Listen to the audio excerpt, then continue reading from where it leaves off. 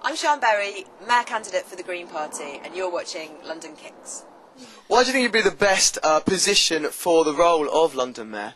Well, I think what we've done so far with our two Assembly members is convinced Ken Livingstone to be a bit greener. But obviously it's not going fast enough, and climate change is a very, very urgent problem. So if we really want to solve climate change, if we really want to cut our emissions and also save people money on their bills and all the problems we have with higher fuel prices, then we actually need a Green Mayor who's going to push things through much, much faster. Your party is mainly an environmental acts group. What other proposals do you have in place if you do get the mayor vote? Well, we're not just a party about the environment, we're also very much about social justice, and on a wider scale we're about peace as well.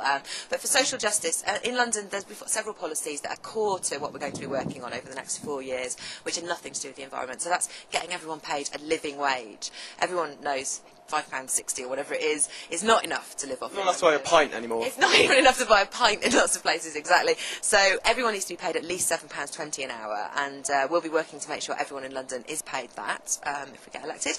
And the other thing is affordable housing. At the moment we've got a 50% target. We want to raise that to 60% and make sure much more of this affordable housing is for rent, not just one-off sales. We want to keep the housing affordable right into the future.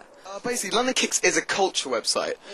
So what are your views on culture and to maintain it and to make London even more booming than it already currently is? Well, we are the heart. I mean, it's an amazing city for grassroots culture, and a lot of it comes out of having very small venues. So pubs are under threat. We're seeing pubs closing right across London, and those are the places where you can go and see comedy, where you can go and see new bands, and where Bull Gate. Yes, well, that's on my patch. That's under threat. The Crown and Goose is under threat. I mean, everyone can name a pub in their local area that's being threatened by turning into luxury flats or having its licence taken away. And this is all very bad stuff. I mean, we need to have the grassroots. If we're going to get the big bands, if we're going to have a good reputation like we've had before and have these things grow up, they need to start somewhere. And what can we do to change that? Because, you know, obviously like the Camden Lock as well, you know, we need to get that up and running again.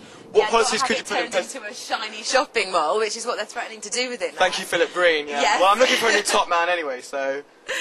I mean, these things, these unique cultural places need to be preserved and protected. It is down to the local councils, who generally have the planning powers over these smaller developments. The mayor the mayor himself or herself only has power over bigger developments. But nevertheless, the mayor does set the strategic direction for planning in London and can write it into the London plan that places like these should be protected. And then councils will have an obligation to do more.